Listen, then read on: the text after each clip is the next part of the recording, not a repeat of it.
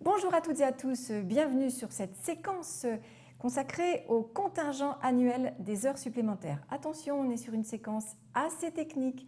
Le contingent, ça ne s'improvise pas ou ça ne se déduit pas d'un régime juridique particulier. Il faut vraiment s'accrocher pour comprendre la logique donc, technique de ce système du contingent annuel des heures supplémentaires. De quoi va-t-on parler à l'occasion de cette séance? Eh bien, des modalités de calcul du contingent, des limites du contingent et du dépassement éventuel du contingent et des contreparties éventuellement que cela octroie aux salariés. Commençons bien sûr par notre cas pratique. Il s'agit cette fois-ci du compagnon de Rosa, Tobias, qui est technicien dans une entreprise agroalimentaire. C'est elle qui me l'a dit, même si je ne l'ai pas marqué, de 350 salariés. Depuis le début de l'année, Tobias a effectué un grand nombre d'heures supplémentaires qui lui ont toutes été rémunérées et majorées, là encore, rubis sur ongle. Dans son entreprise, Tobias nous a annoncé qu'il y a un accord collectif qui limite le contingent annuel des heures supplémentaires à 130 heures par an et par salarié. Et donc Rosa, qui veille au grain et accessoirement à la santé de son ami Tobias, a fait les comptes. Depuis le début de l'année, Tobias a fait 158 heures supplémentaires, donc il dépasse le contingent conventionnel applicable dans son entreprise. Est-ce bien normal? Vous demande Rosa. Voyons si c'est normal. Alors, tout d'abord, qu'est-ce que le contingent annuel des heures supplémentaires? C'est une technique juridique qui correspond en fait à un volume des heures supplémentaires effectuées par année civile et par salarié. C'est une espèce de compte dans lequel on va additionner semaine après semaine toutes les heures supplémentaires faites par un salarié depuis le 1er janvier jusqu'au 31 décembre de l'année. Ce volume est fixé par accord collectif. À défaut d'accord collectif, c'est un décret qui nous donne le volume du contingent annuel qui est actuellement fixé à 220 heures par an et par salarié. Attention, précision, ce contingent ne concerne ni les cadres dirigeants, ni les salariés en forfait en heures ou en jours pour lesquels on ne compte pas le temps de travail en heures, donc du coup, effectivement, le contingent ne les concerne pas. Alors un mot sur le contingent conventionnel. En principe, donc, c'est une convention ou un accord collectif d'entreprise ou d'établissement, ou par défaut une convention ou un accord de branche qui donc nous donne le volume du contingent annuel des heures supplémentaires qui peuvent être effectuées par les salariés. Ce contingent, attention, conventionnel peut être inférieur ou supérieur au nombre d'heures prévues par décret. Autrement dit, dans l'histoire de Tobias, dans son entreprise, on a un contingent conventionnel qui est de 130 heures, donc moins important que ce que dit le Code du travail, donc plus favorable. Mais ce contingent peut aussi être prévu conventionnellement sur un volume bien plus élevé que les 220 heures prévues par le Code du travail. On peut avoir, par exemple, conventionnellement, un contingent annuel des heures supplémentaires de 250 heures, voire plus, le cas échéant. Quelles sont les modalités de fonctionnement de ce contingent? Eh bien, comme je vous le disais, toutes les heures supplémentaires effectuées s'additionnent semaine après semaine sur ce contingent, sauf, attention, on ne peut jamais faire simple en droit du travail, hein, vous le savez, sauf s'il s'agit d'heures effectuées pour certains travaux urgents liés à la sécurité, s'il s'agit d'heures compensées, donc d'heures supplémentaires qui sont remplacées par un repos compensateur équivalent, le fameux RCE qu'on a vu sur une séance précédente, et sauf heures effectuées dans le cadre d'une convention de forfait annuelle en heures. Mais bon, comme je vous disais que pour les conventions de forfait, on n'est pas concerné, effectivement, ça rejoint les diapos précédentes. Donc, toutes les heures sont effectuées, sont additionnées, sauf celle-là. Alors, la limite du contingent, conventionnel ou réglementaire, peut-elle être dépassée?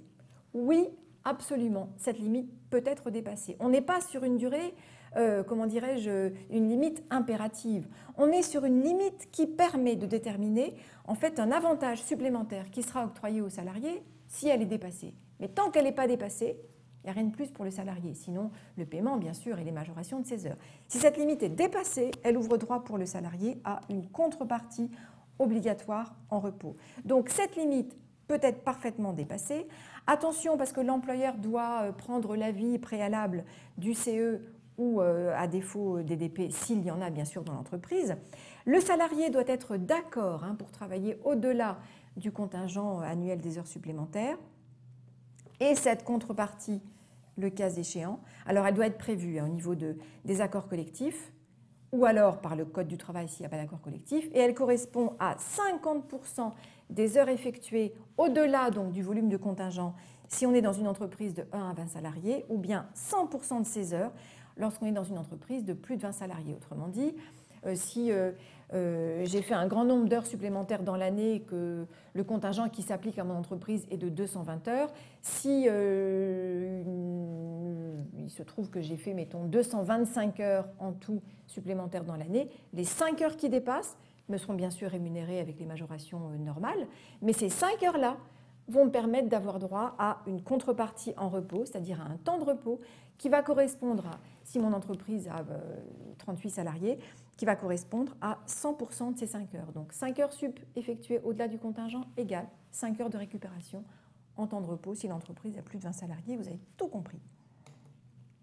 Quelles sont les modalités de prise de ces contreparties en repos? Eh bien, ce sont les accords collectifs, une fois de plus, qui doivent définir donc les modalités de prise.